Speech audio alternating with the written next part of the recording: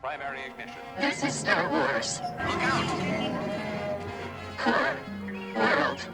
News. You may fire when ready.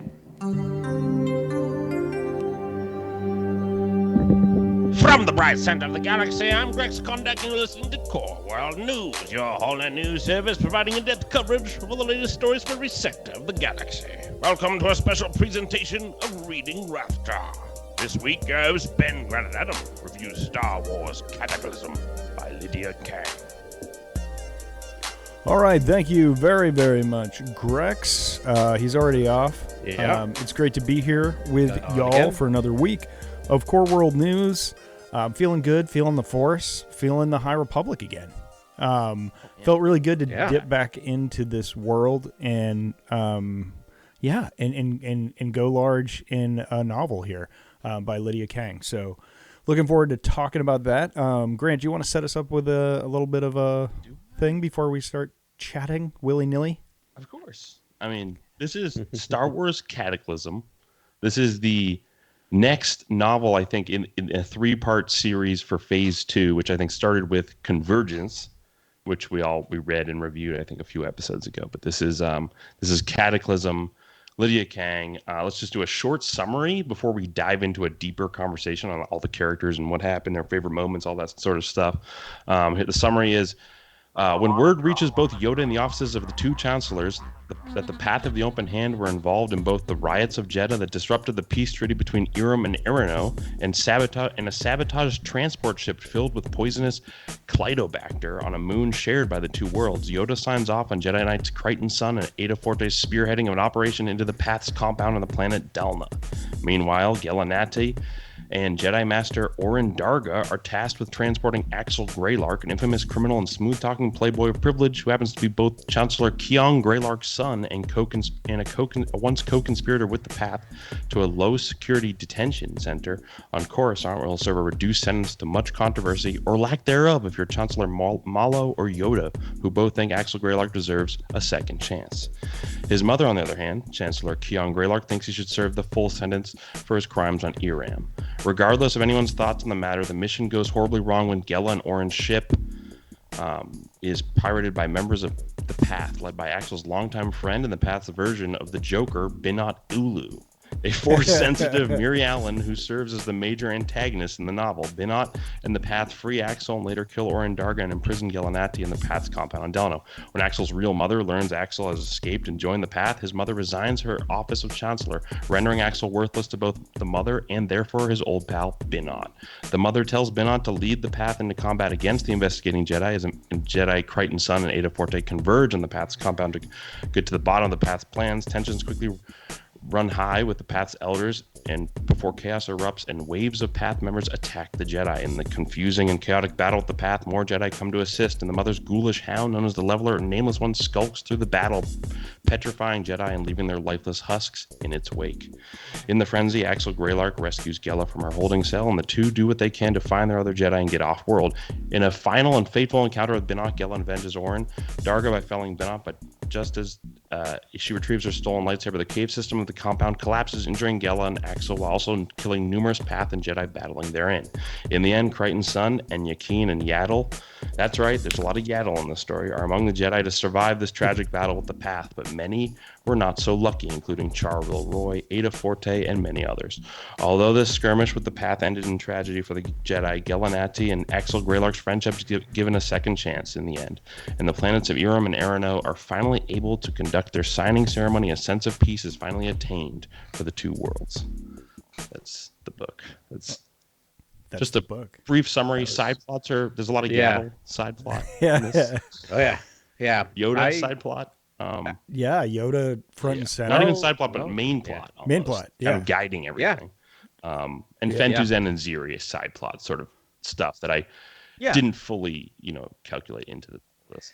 They get a bit of they were kind of front and center in the first book, and they get a little kind of shunted over side story. Yeah, there's a lot going on. I mean, it's a pretty complicated weave. I've now decided that I'm going to be the one that makes the infographics because I desperately need them. And this is one of those books where that'd be really helpful. I have this little list right here next to me. It's Charil Roy and Enya Keen, their team. Yeah. Creighton's son and Ada Forte, we know from the the audiobook that we listened to. Yaddle and Sippa were a team of sorts in this, and then Orin, Dogger, and Gelanati. Essentially, they did team up in this as well. And there's a lot of names. Yeah, and then of course you've got Fantu and Ziri, the star-crossed lovers, and with Iram and Arano, which is at the center of the story, and then Axel Greylark and his mother Kion Greylark are sort of jousting back and forth, and Bennett and the mother, and that's most of the cast of this book, but. That makes it sound like not a lot. It's a lot because you're just like bopping, you're bopping around and you're like, okay, which one is this one? And they're like, her hand has scales, so she's the Jedi that's a Nikto, so that's got to be Ada Forte. So it's like, I don't know. It takes some Sherlocking. I read this book pretty much in one day, actually 2 days, over 2 afternoons, and so that helped because I was just like bang, bang, bang, bang, bang through it. But I had a tough time starting this one. I wrote the summary 3 days after reading it, so it was a little like, where did I truncate? It's a little too truncated. No, you did a great job. Actually. I think it's not. You did an excellent job. Amazing. I think that's the way to do it because the second you via text said I got the summaries, I'm like, oh, thank God, because and I like this book, but I'm like, I don't even know where to begin. And I think by separating I just immediately out got rid of the Clytobacter that was kind of the way. I was like, let's just get that done with immediately, so we don't deal with the first 5 chapters of the book. Yeah, and I'm just like done. But I didn't say that Enya Keen and Char real. I was like, I don't need to. They come in later. They're kind of like, I don't know. They're major, but they're not. They're not like. I don't need to mention them. I don't think so. The other thing I realized when reading this book, and by reading I mean listening to it, just because the way my life is, I was listening to it, which helps in some ways and not others. I'm a visual learner, so it's hard for me to, like, when I listen to a book, I can understand what's happening. But it doesn't stick. It's hard for long-term memory. It doesn't stick, but it helps with the different. Oh, cool! Voices. How was Does that make sense? It sounded great. It was really, really good. I will admit on air, first time live with everyone else, while I was busy platinum Jedi Survivor, I had a decision of how to do my homework, so I may have been listening to a Star Wars audiobook while that enriches the experience. Collecting while walking around Kobo looking for a lot of random chests. Anyway, just dropping some sage Yaddle knowledge on them. Just hearing the sunset prayer. But I would be good every time it was an important thing that I actually had to figure out. I'd pause the audiobook, but it was like mindless, running around finding stuff. So that may be also why I didn't process it. But one thing I learned while listening to it, while doing dishes and other stuff, is that what helped me figure out this book is like, this is a book about characters. This is not necessarily a book about plot. A little bit. He definitely was a little like British Cockney. Like he felt like what's the really bad character from Kingdom of the Crystal Skull, played by Ray Stevenson? Is it Ray Stevenson who plays Wayne Winstone? Yeah, it's not a little Ray Winstone-ish. Okay. I can't remember either. The worst character in all of Indiana Jones history. In and out of my brain. Yeah. Anyway. Moving on, but I realized it's kind of it's a book about characters, right? And that helped me. Like it's all about character development. Yeah. And then you know that they're all gonna die. Yeah. Republic. Well, Ada Forte just hits you like a hammer. Yeah, because we've been following her through like no Convergence. Like she was major. We were like, this is a major new Jedi character. Right, and wasn't she in some of the comics as well, the like Jedi comics? Yeah, I think she's in the High Republic, the main run. Yeah, the High Republic main run, right? So she's or is it post? Is it post in the High Republic main run? Because it would explain Creighton being so sort of anxious. Or no, I'm pretty sure this is after the main. This is after. Okay. Yeah, at least the first arc of the High Republic comic is right before the Battle of Jedha. Oh, okay. That's right. That breaks out. Yeah, that's right. Okay. Right, yeah, and this is definitely after the Battle of Worth Jedha. Pluth is like wreaking havoc in the comics. Yeah. Worth Bluth. Who is the dude. Herald if you're not like a Oh. deep cut High Republic fan at this point? All right, I want to get some sort of order going here because we're shooting around. Like I'm just gonna Please. lob a softball at you. Highlights of this go for book. Highlights of this book. What stuck out to you as some of your favorite things? Just the commentary.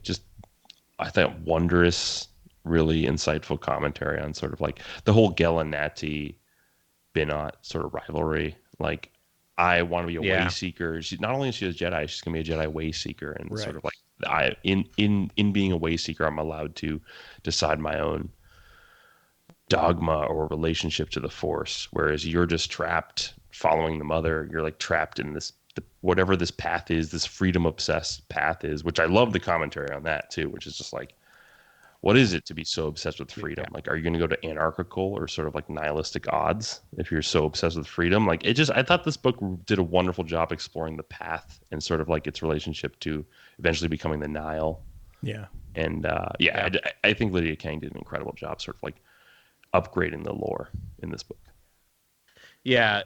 Did a great job upgrading lore. Really enjoyed her character stuff. Like, so I think my highlight was Axel Greylark, which was my highlight of the first book. And in the first book, I loved the twist that he's actually working for the path. And in this book, here's what I love. Okay, Wars is always about a redemption story, right? But usually how the redemption story ends is the person express sorrow and then dies. Right. Right? We get Anakin coming to the light side, dies. We get Kylo coming to the light side, gone. Right? But Axel actually, and I thought they were going to kill him off at the end of this, and I'm like, I love the fact that we get the person who shows remorse alive, right? And I love that. It's really a really heartfelt moment. He's like, I'm going back to jail as I should to pay for my crimes. Like, I love that moment. I'm like, I don't know if or how they're going to bring back for the third book, but I really hope they do continue that story, because I like the redemption arc that's not an easy out of like, I'm sorry, now I'm dead, so I don't have to actually like keep interacting with people that I've hurt. Right. Yeah. That makes a lot of sense. What's great is he wavers. He wavers, like Anakin's this like light switch. Yeah. And what you have with Axel is this wavering, and then he's also got this impression management and his image and his taste and all that. It's just he's a very fascinating character, but it's amazing he was able to survive this book because he was really put through the right. Yeah. I mean, I thought it was pretty telling. The only thing that could really bring him around, because he's so close to like, Gela-Nati sort of almost brought him towards the righteous path many, many times over the course of this book and the last one.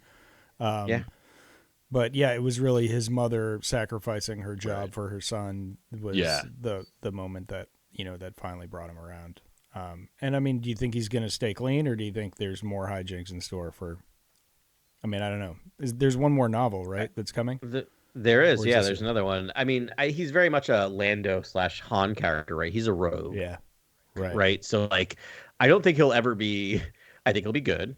I think he's actually going to do it, but I think he's going to use his own methods, which is manipulating people. I don't think that's going anywhere, but hopefully for the, for the good guys. He's very good at reading and manipulating people. It's yeah. But I do think he does have sincere, I do care and affection for Gela-Nati. Yeah. Well, have you seen Gela-Nati? She's the cover art for Convergence. Concept art nearby. Yeah, I'm just saying she's okay. She's I haven't. You posted online. Yeah, she's the cover art for Convergence. Two purple license. I haven't seen the Syrian Charville Roy. Like, I'm dying to see that character as well. I know. I was just, while you were talking, I was like looking up, trying to see if I could get pictures. I'm interested to see what all the Jedi look like in their robes and all that, their lightsabers and all. Because the lightsabers are exciting. The different creations and colors and all the things they're doing. It's wild, and they change hands a million times too. So. In this book, they're sort of dropped lightsabers and picked up and moved. I think that was the standout relationship for me, actually, in the book. Was the Orin Darga and the Gela-Nati sort of relationship. I thought that was like huge. Yeah. You knew Orin Darga was too good to last, right? Like, I would have loved to hear his thing, because he sounded Cockney to me, either Cockney or Australian. So I'm curious how he sounded in your he book. said something at one point that was very just felt like English, like Cockney British. It definitely was British. I'm trying to think back because there's so many different voices, but it definitely like was messing about or something. of a British twang to it Yeah. for sure. Yeah, Something going on there, which is great. I'll give you my fave, the Yoda and Yaddle dialogue. Yeah, Both of them, not even necessarily together on their on their own. It's sparing, but it's brilliant, and it brought tears to my eyes several times, especially towards the end with Yoda. Like Lydia Kang really knows how to write these characters, and that's important because you can't get them wrong. And actually, Yaddle, we don't have much Yaddle stuff. We got a little bit in Tales of the Jedi recently, and that's she has a couple lines in a couple books, like she's around, but this is a Yaddle heavy book. This is probably the most Yaddle we've gotten, right? And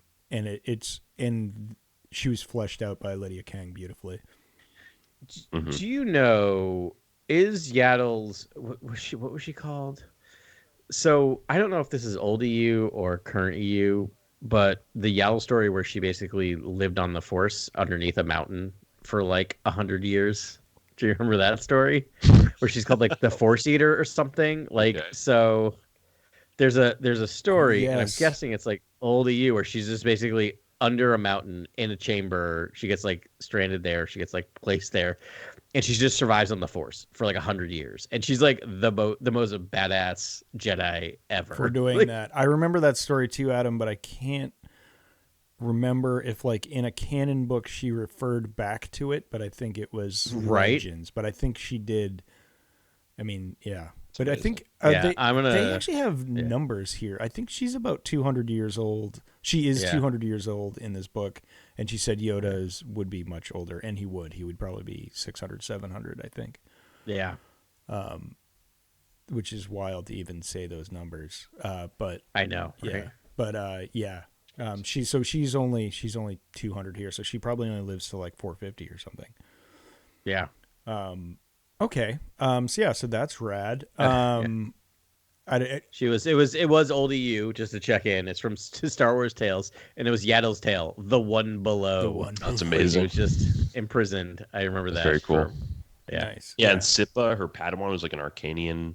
Yes. Not Padawan, youngling, I guess, who she's traveling with. I love this story. But we need to talk about. There's a lot of cool. Again, like I think this book has just great commentary, like this sort of like disruption of communication systems and isolationism. Yeah. Oh my gosh.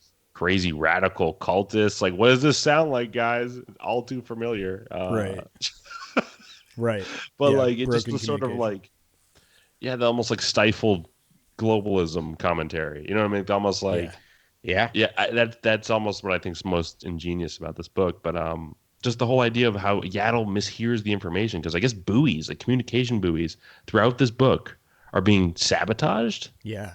Yeah, the one coming out of Dalna is like the path is like, oh no, nothing gets out except for the message that we want to get out. Yeah.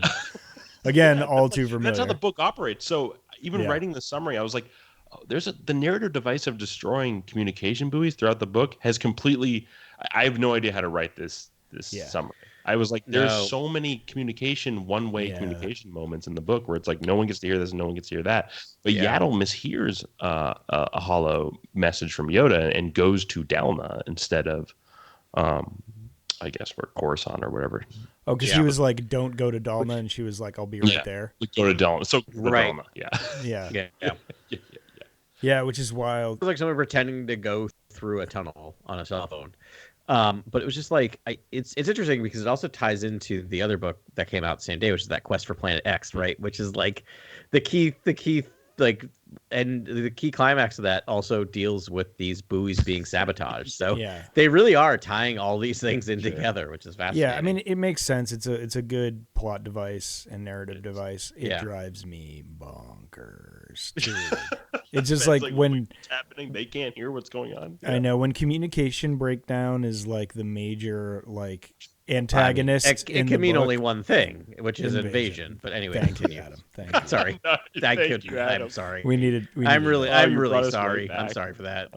I apologize. Keep going, please. Yeah. So I don't know. It just whatever. It did the thing though, because by the end of the last half of the book, it was just so fast paced and everything was flying and you kind of knew where it was headed. Yeah. The Fantu and Ziri love story development was cool. And I was like, oh, I know it was going to happen. And then, like, you know, they obviously find the common enemy in the path of the open hand, which was like, finally, I do get a little tired in the High Republic of like of Jedi not figuring out what's going on. It's very upsetting. Because you're like, come on. Or like like leveler attacks, and it's like, we're all turned to ash. Like, what's going on? What's happening? I'm like, get out of there and look at it from the sky. If I could change one thing about Phase 2, would be remove all leveler from Phase 2, because it's kind of driving me nuts. It's driving me nuts, because like they don't figure it out in Phase 1, which happens after Phase 2. So clearly they can't figure it out in Phase 1. It's just like, and I'm just like, they've gone to that well so many times that I'm like, I don't get at all. There's no impact when a leveler is on the scene. I know. And because you're like, are they just not going to figure this out? But you're like, Master Yoda's there. They all know. And then the end of this book actually just like broke my heart, because it was like, no, they needed to keep this quiet until they knew what its true nature was. You realize how catastrophic, if word gets out, Creighton began. Quiet we must be. Reveal these nameless creatures we cannot. Like, and it's like they have, so Creighton and Yoda talk about it, and they're like, there are these things, and they're like, well, we can't tell anybody. It's like, no, you should tell everybody. That's the whole point. Yeah, tell everyone. Yeah, or at least tell all of the Jedis. Yeah, that are out there. It's just like, if you have these symptoms, like, find a non-Force user with a gun and throw them towards this animal. Right. Like, hire some bounty hunters. Yeah. So, like, here's the thing. Like, okay, I forgive 3 bounty hunters. Right? Yeah. I forgive like episode 1, 2, and 3 with its clunkiness sometimes, with trying to like fit like everything into what was said in the original trilogy, because like Lucas wasn't thinking about making these movies, although he says he was. What he was doing 4, 5, and 6, right? So it gets, like, sometimes you have to do like weird clunky things. This thing was planned out. So then to have a jump back where it's just like, how do you shoehorn in the fact that no one's talked about the levelers for the past 100 years, and now like they're back again? Well, like, anyway. I mean, we know that Marchion Rowe digs one out of the ice, right? So at some point they're going to get iced. Right. And we don't know how many died, if any. I mean, we saw them going into the caves, and the caves were destroyed, so maybe they died there. Right. Which I get, but at the same time, Jedi were dusted, like literally turned to dust, and this is not a big news story. This isn't in the Jedi foremost thing they're thinking of. Yeah, because you're not fighting Sith. So what else are you going to talk about? Probably the time 5 Jedis turned to stone might be something that you might talk about. Anyways, don't want to go too negative on this, but I am just like, it's obviously going to be brought to a conclusion, and we'll figure out why they sort of fell off the radar. Here. What is inevitable with this scenario is that I think we'll have to have one Jedi confront the leveler. And who's that Jedi going to be? I thought in this book it indicated maybe Yoda could be that Jedi. Like, who actually could confront this thing? I think it's got to be a plan where, like, I mean, I thought that too. I was like, it would be crazy if Yaddle just like muscled through it and was like able to to kill one. But I'm like waiting for progress. But I don't think we're not going to see one of these things bleed. I don't think until Phase 3. Unless, so here's the thing: has Yaddle been mentioned? Did Yaddle show up, or was she mentioned in Phase 1? Yes, I don't ever remember her. She was. She was just like in a. She was in a temple. Someone saw her in a hallway. It was like that dumb. Okay, because I'm like, because the thing is, you have to have whoever takes on the leveler in Phase 2 either needs to die or be incapacitated for a long period of time, or else they'd be like, hey, remember I fought that thing that turned people to dust? Well, that's the thing. Like, Yoda was essentially missing for all of Phase 1. Oh, you're right. You're right. He was off doing something, and we haven't even found out what that is. I think it may happen in the comics. So I think that's the device. And Yaddle was back on Coruscant. There you go. So they're the two carryovers. I was just getting excited because I thought they might retcon, like bring back Yaddle's Eater of the Force storyline, and that maybe she was busy being held captive in a mountain for 100 years. That would be funny. That'd be awesome, actually. Yeah, I do wonder if a Jedi learns how to sort of like dampen their Force ability to fight it. Yeah, or something. Like, you know what I mean? Fight it without the something. Force, basically, something like right, that. Like that would, because you can shut yourself off from the Force, but you can. But it feels like Right. they don't even need to be using or sensing the Force when they get Zorged. It just sort of like they get caught off guard, and all of a sudden they and it's done. get wrecked. But I don't know if you're doing like the Luke Skywalker thing and completely shut yourself off. What was severed. that called? We learned what that was called The recently. bearish vow. The bearish vow. If you take the bearish vow, thank you. Good pull. Yeah. Is that the, Well, no, no, the it's- bearish it's- vow is like a sabbatical. Bearish vow is common knowledge now. Isn't that? No, it's like a full cutoff from the Force. Oh, you that's like cut don't off from the trust. Force. You don't trust yourself. You have to grow and then learn how to like use. That's the Force. totally what they're gonna do, right? Because they introduced that in the High Republic. They gave it a name, so it's gonna be someone on the bearish vow or their version of it who can fight the leveler because they're not connected with the Force any longer. Complete severance. Complete Yeah. severance from the Force. Yeah. Rad. I want to say also, I went really hard on Phase 1 and Phase 2. I just have to say, when I have issues with the High Republic, it is not with any of the writers. It is with, I think, just it's that issue of like, how do you do all of this? Yeah, right? we're How do you also tell everything? fans, 'Cause, and like, I think we want the answers and the things and to know. And Yeah. it's like they're slow playing this. They're knowing they have this really long story to tell, and it's just like it is a little frustrating as a reader to, we want to see.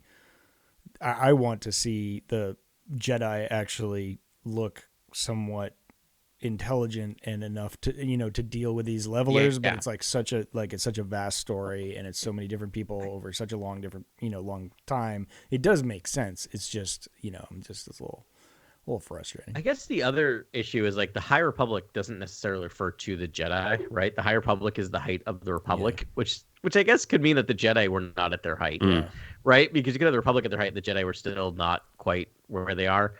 And so it's one of those things where I feel like Phase 2, the thing I'll say about it is it keeps having to win me over because I am so at my core disinterested in prequel stories. And then what I'll say is every time one of the authors of a Phase 2 completely wins me over. Yeah. Like I was so like, I feel bad saying this, but I'm just going to put my bias on. I came into this story arms crossed. Yeah. Like very not receptive, and about halfway through, I was like, Lydia, you've got Yeah. like just like you keep going. Like it just was so good. She, I read it. The other thing she's written for Star Wars, which might explain why I love this, is she wrote from a certain point of view for Empire Strikes Back. She wrote the 21B story, who's one of my favorite characters in Empire Strikes Back, the medical droid. So I'm like, that's pretty great. Yeah, I love this book. I think it's a great continuation from Convergence. I thought that book and this book are incredible. I think she immediately captures the voice of Axel Greylark, carries that forward. She does incredible work with all the Jedi to differentiate them. Like Orin Darga sounds so different from like a Creighton son and a Charrel Roy and and your Enya Keynes and Ada Forte and Gallinati all are very distinct. Yaddle and Sippa storyline is so well done.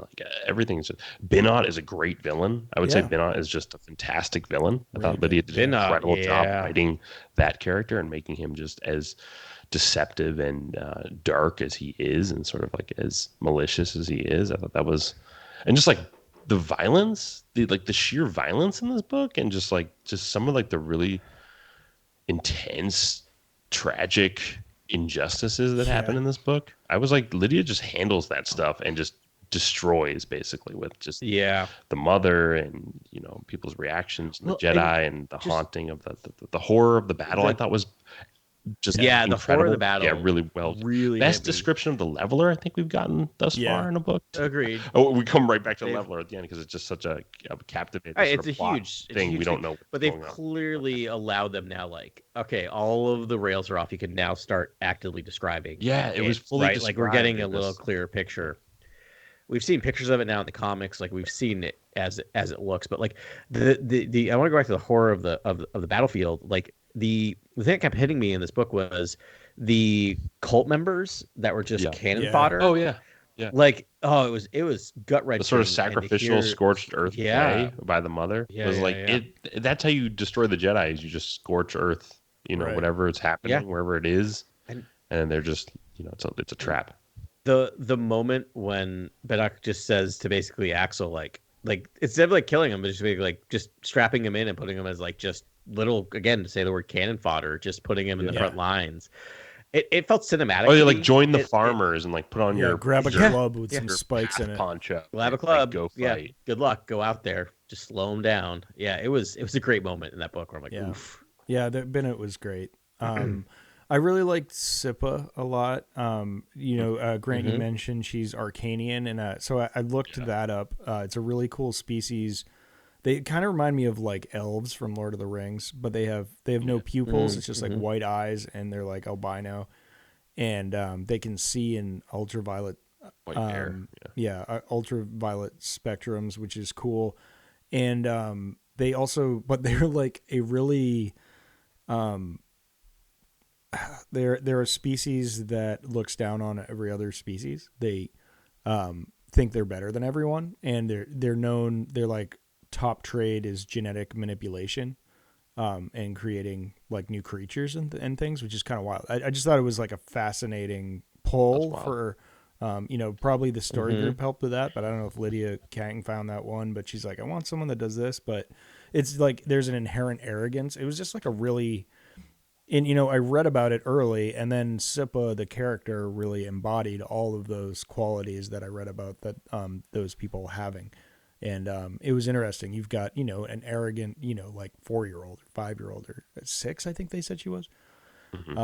And she's super powerful. I would love to see her character in Phase 3 as an adult. Well, actually, no, she'd be dead probably, unless they live super long. But I'd love to see an adult version of Sippa at some point. Yeah. Man, more like when Axel's droid gets destroyed by Binot, that scene. That was a tough scene. Yeah. I love the fact too, just to go back to the Arcanians. It's all from the I was trying to figure out like where are all the sources from, because they only show up in this book and Star Wars Last Jedi G-Day Most Wanted, which I think is the comic. But they're all from the Fantasy Flight source books. Oh yeah. And I love that Star Wars is still going back to the source book for role-playing games as canon source material. Like, those people are doing the heavy lifting for lore creation. There's a lot in those books. Yeah, I mean, definitely give it up to Kathleen Kennedy. I think they actually played it perfectly by calling it sort of Legends and then using that as sort of the like minor leagues for canon, and just like some of the stuff is true. And like they've done a lot of that with species. Like there's been so many exciting and fun different species that have been created for the galaxy. And I love that they're pulling from them, because it's like every time you elevate one of these species or planets or, whatever, or characters, I feel like everyone's like, oh, it's like a really deep lore cameo for the hardcores, and they appreciate it. Yeah. In this book, I mean, like, you're getting like Charvel Roy, who's like Syrian, so like he's got that long head or whatever. And I think Enya's like, I hope he can clear that threshold. Yeah, I know. Throughout the book. Oh yeah, they make Conehead jokes the whole time. He wields a lightsaber. I was like, I need to see this live action. Yeah. Like, I need to see a Syrian Jedi Master like in the mix. Yeah, in the mix. Poor Charvel Roy. Yeah, another dude who bit the dust. I mean, we talked about the leveler quite a bit, so we'll leave that where it is. But we find. All right, so another thing, let's the mother maybe like this new Palpatine type character, this mastermind. Dude, figure. You were right, Grant. I heard you mention Palpatine, and she's very Palpatine in here. She's grown older, like she's rapidly aging for some reason. And now she's just like, she talks totally like the Emperor now, which is kind of funny. But we didn't get much of her in this book. Well, she's kind of got that triple-pronged plan, right? Like, it's kind of like 3 prongs. I feel like it's like I want you to bring this poisonous material to the moon of Uram and Arano, and I want them to discover that, and then then like you're going to try and keep a cover that you're not part of the path, but then they find out you're part of the path, and it leads like the majority of the Jedi to Dalma, and that's where she's, the caves are rigged and the people are there for the to be fodder, and there's a massive sort of skirmish plan, the ambush plan essentially for the Jedi, and I'm like, there are layers to this plan, and I just think it's genius that I think that the villain that they've got going in this phase 2 is really great, and it's more deceptive than Marchion Ro in the phase 1 because he's more pronounced. He'll like just attack with his storms and his tempests, runners, and they just full on like sort of poison gas attacks and things that are like just very loud. Whereas Marchion this Ro is all Anakin behind the scenes. Like this is all behind closed doors, and only Axel and Ben are allowed in the room. And like it's very interesting. Right. From a point of and weakness, right? She's coming from it's like very humble like beginnings, but she has these, large plans. I mean, it seems to be like I don't even really know what her motivations are.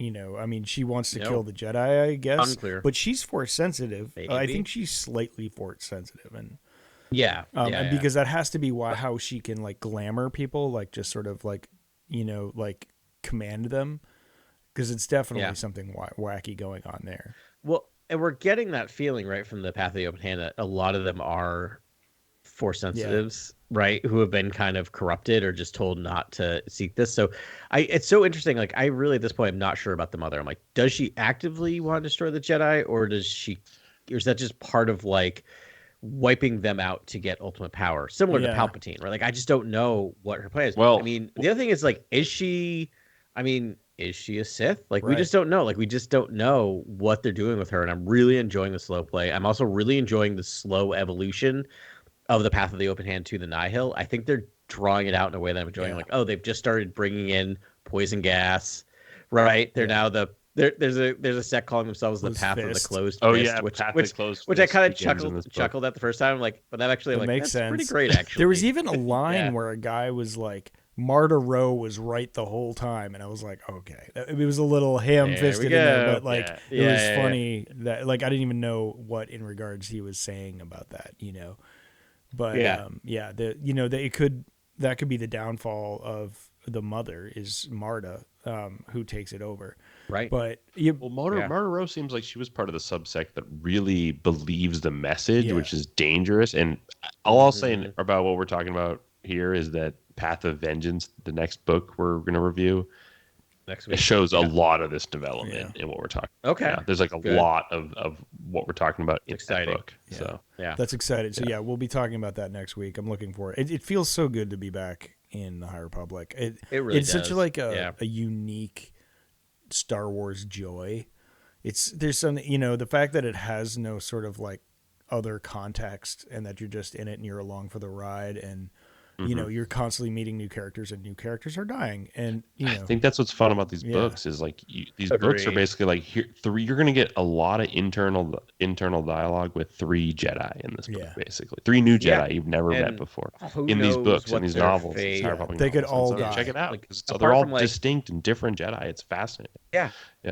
Apart from Yoda, Yaddle, and who else do we don't know where we're going with these characters. And I'm really enjoying that, because I feel like I'll just say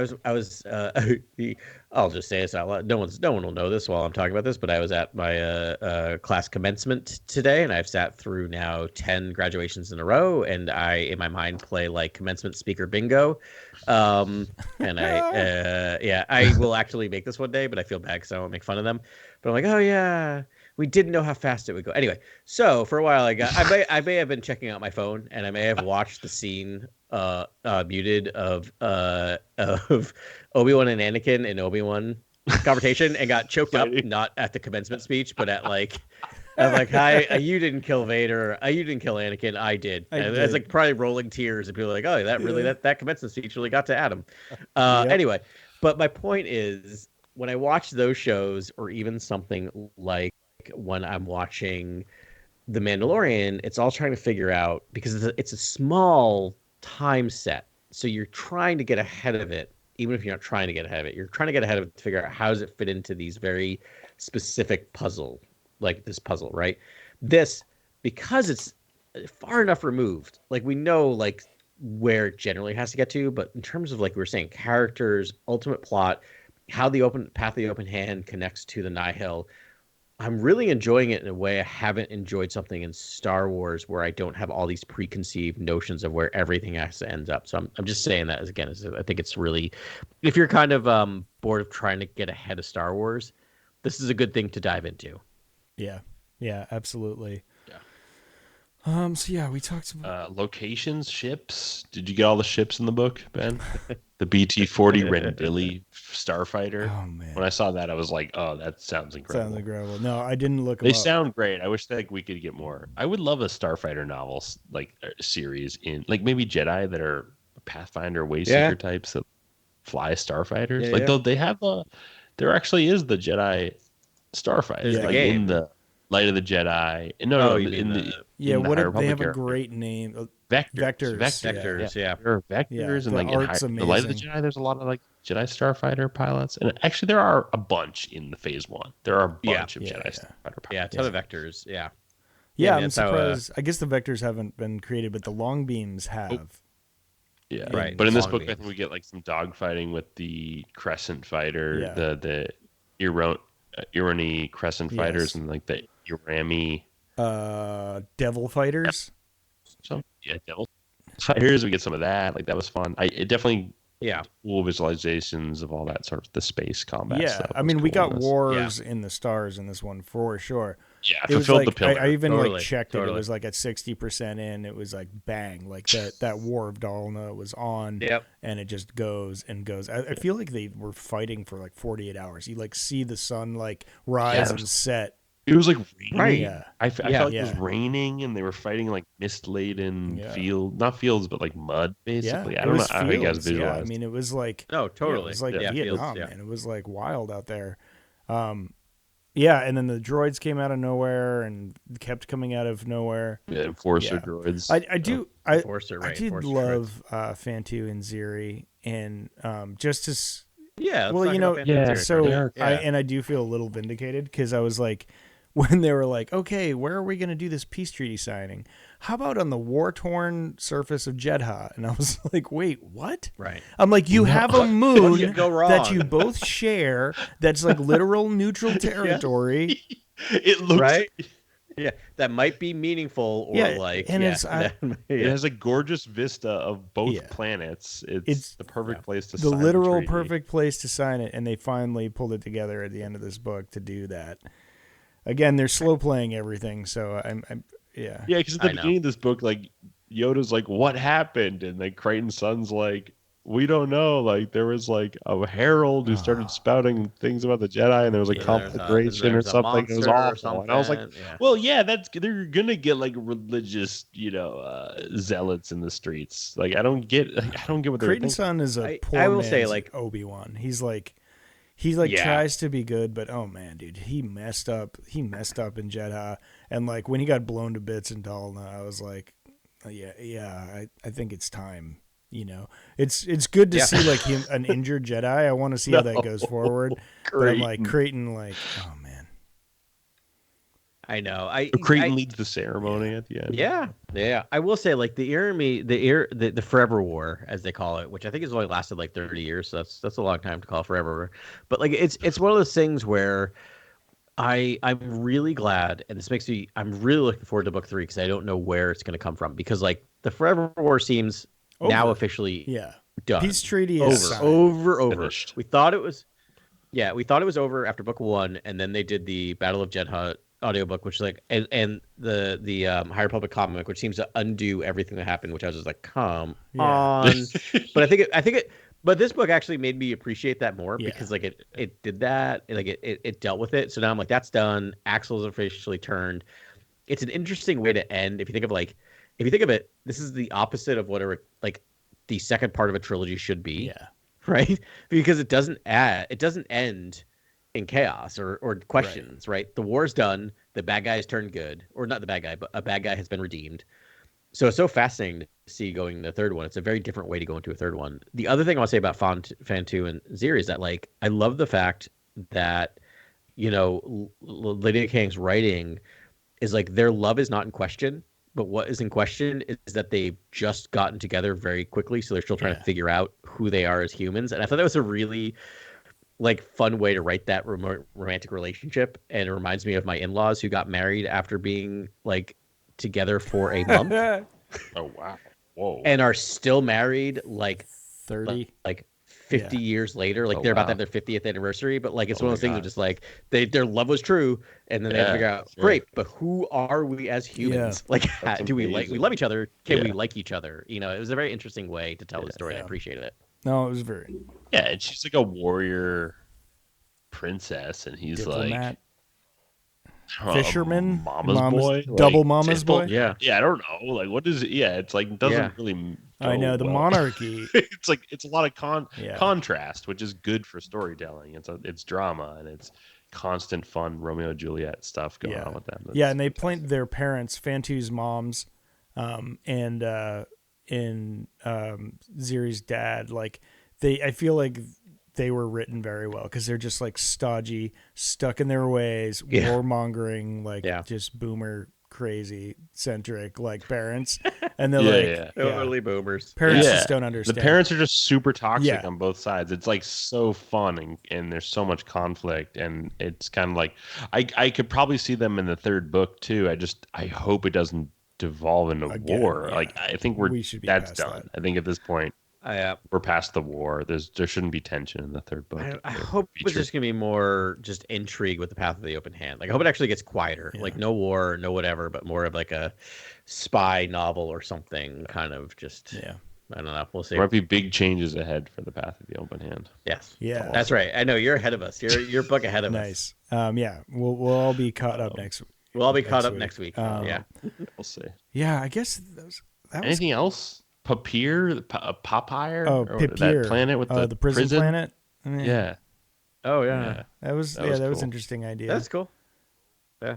Low gravity or something. High pressure. I will say that Axel had me fooled with faking the illness. I thought he was actively sick. Yeah. It was a good job. He got me again. I know he's an excellent liar. Yeah. He was I learned how to be sick. I learned how to fake being sick when my mother would like to go to evening galas. And he's not a very I also want to say. I will say, Grant, you did you listen to the first book or did you read both books? I listened to the first book. Okay, because I'm you got his. That's that's. No, I. By the way, Ben, if you haven't listened, that's spot on what Axel sounds like. My guy knows accents for sure. How about Keon Greylark and Oren Mallow? I loved their relationship. The two chancellors. Yes. Yeah. Firstly, I just loved when Keon steps down for her son. It's all the trappings of being a dignitary fall away, and she just is in her gardener uniform, she's a gardener. And I don't know that I just thought that was pretty cool imagery. The number of times she's just please call Keon, just Keon. Keon. Yeah. But Keon. the other thing that Kang does really well in this book is that, sorry, I just realized that she is the name of the new Marvel villain, and I didn't put it together until I just called her by just her surname, Kang the Conqueror. That I really like that she doesn't make Axel just a bad guy.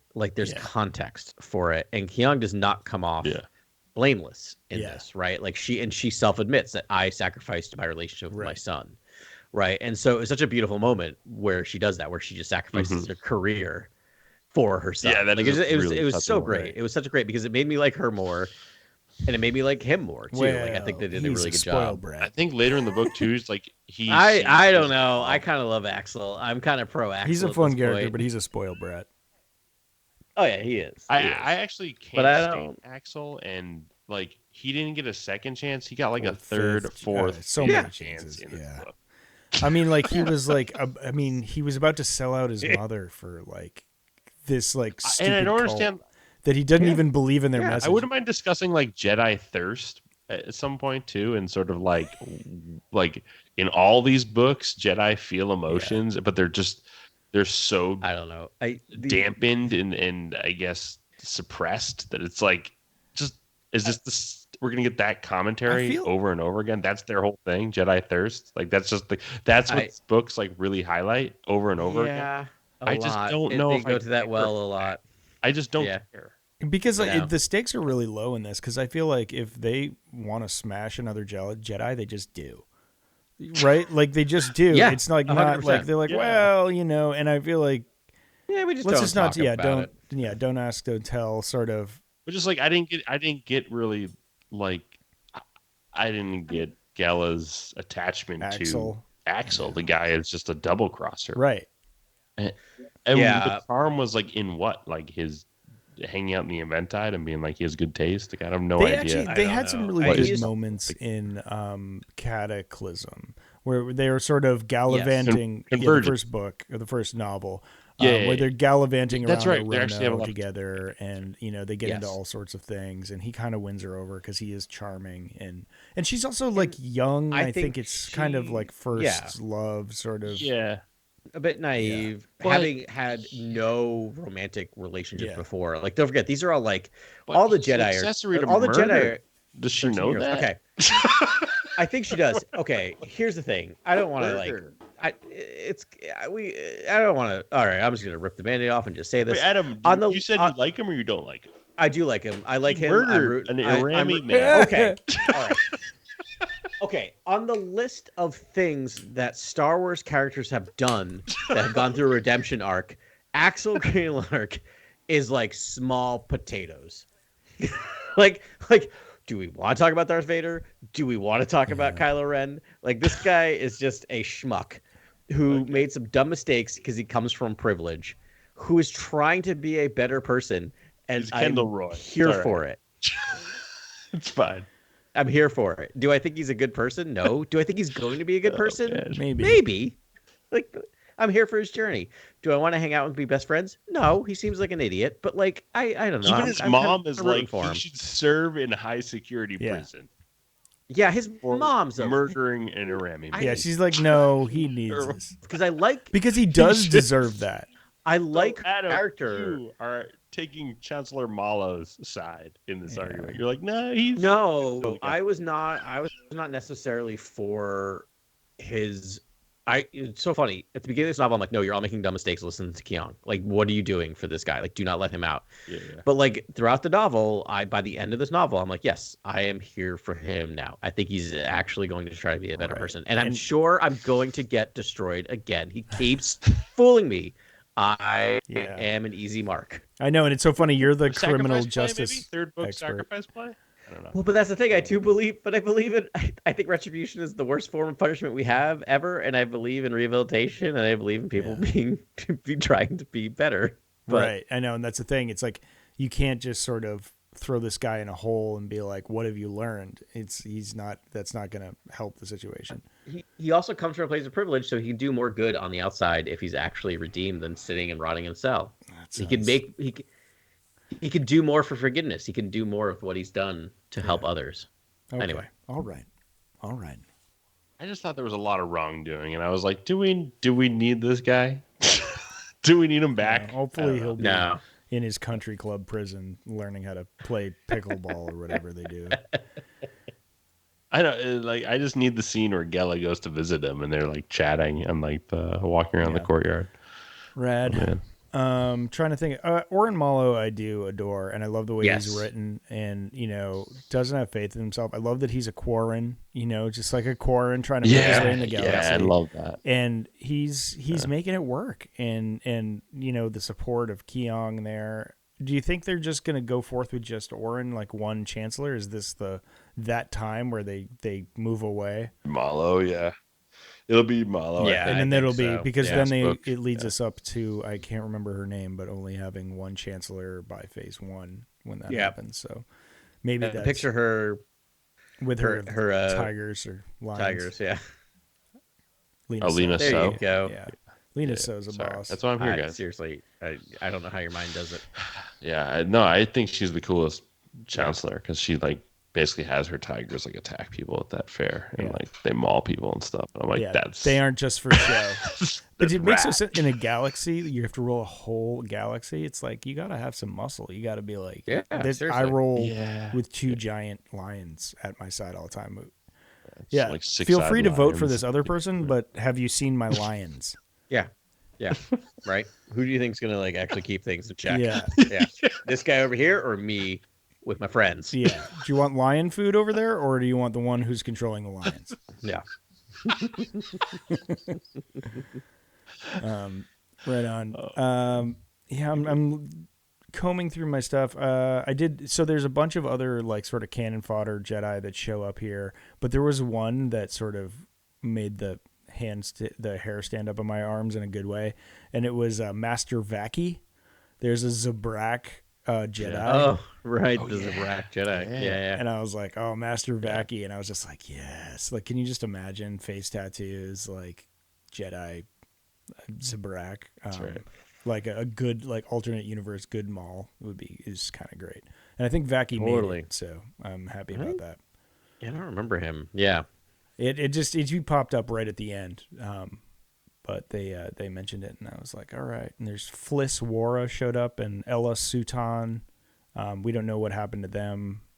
There was a 3-person funeral ceremony in a building with a pyre. I don't really understand how it worked at the end. Oh yeah, the Great Jedi Arch. The Jedi Arch, the Kyber Arch. Kyber Arch. And like, Kyber Arch. so those things like I love this. Have we seen it in any? I know we got to see the Kyber Arch, dude. Comics? It's in the comics. Well, I mean, but they're High Republic comics, right? But I'm like, we need to like now bring this forward and see it in like a live action. Well, like the fallen Jedi statue is like what this is all about. I know. Like when you really think about all of this, it's like, how did that statue fall? Yeah. I also have notes about that. Guess what? No one thinks about just putting it back together or rebuilding if it's such a big deal, just like put it back together again. You're turning like you found some sort of slime that heals all wounds in your body. Like you can put a statue back together again, right? Yeah, and it doesn't seem like the all the time between the High Republic and the prequel era is like bad times for the Jedi. So you think like 20 years after defeating the Nihil, they'd be like, yeah, we're good. Let's just rebuild the statue now. Like, but no, apparently for several hundred years, they're like, no, it just stays fallen for whatever reason. This is the way. Now, the will of the do you Force. think these new Jedi names? Life. How do you think these new Jedis were named? That's always my question. I honestly believe they just used the Star Wars name generator online to do For this. Don't you think Fliss they do that? Or in Darga? That ain't awesome. Wait, that they call him something funny at one point too? And are you talking about Kenny? What Kenny? Yeah, Dark Kenny. Eye instead of Darga. Yeah, Pathfinder Kenny. Oh, right. And I was like, Kenny? Yeah. Like they've heard us talking, and they're like, Get ready for a Maddie, Jedi man. Dark Eye and Jedi Natty. Get ready. Natty, yeah. I mean, Tobias Beckett.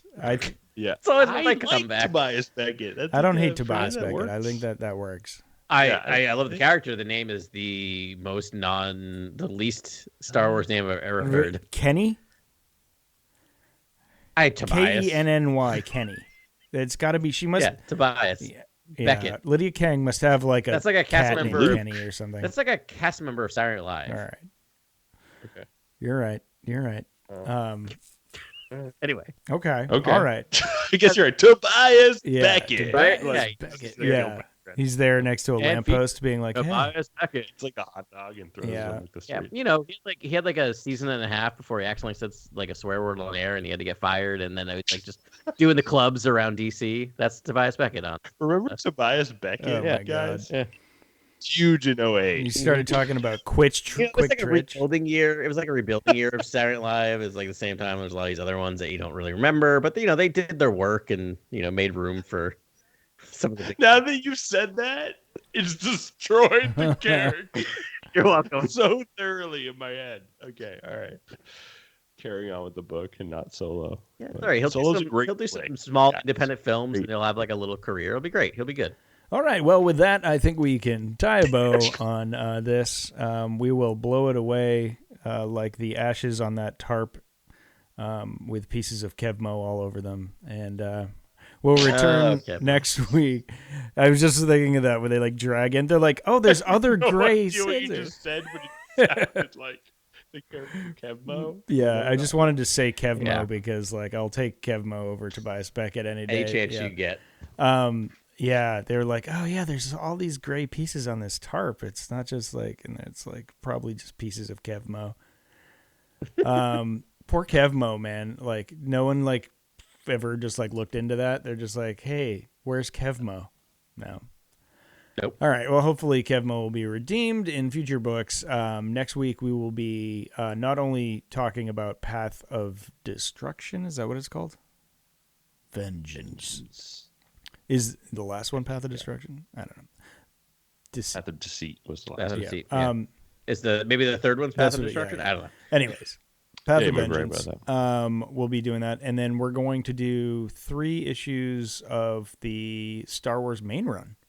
And talk about that. We haven't talked about comics for a while. We're going to be doing them sort of on a delayed arc basis here, but Adam, do you know the issue numbers offhand?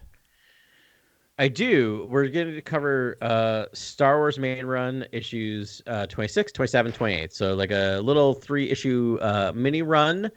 And we're doing it on the Marvel Unlimited release app. So they are about 6 months behind. So any of those, if you're not getting first run comics, which is getting harder and harder to do nowadays and less reliable. If you want to go get not trying to talk up Marvel, you know what? Actually, I will, because comics are struggling. It's not like we're talking about like some major multinational. I know it sounds strange because Marvel, like entertainment movies, is doing huge. Comics are always struggling. Please support your comics by going to your local comic retailer or belonging to the Marvel Unlimited app. They have a huge selection of comics, and anything that's 6 months or older is on the app. So we're kind of going by that. So you can read along with us. But again, we'll be covering Star Wars 26, 27, and 26, 27, 28. Perfect. All right. So that's next week. That and Path of Vengeance. So more High Republic fun times. And it'll be great. Yeah. We'll talk a little bit about the Young Reader, the Quest for Planet X. Let's do that one as well. Actually, that'll be fun. Yeah, we won't do a ton on that, but I think most of us will have read that by then. So we'll do a little coverage. Cool. Yeah. Sounds good, y'all. Well, thanks again, everyone who joined us this week. We really appreciate you listening to us. We'll talk to you again next week, and may the Force be with you. This is Grex Kondak signing off. For the latest breaking news, follow @CoreWorldNews on Twitter and Instagram. Thank you, and good night. Remember, the Force will be with you.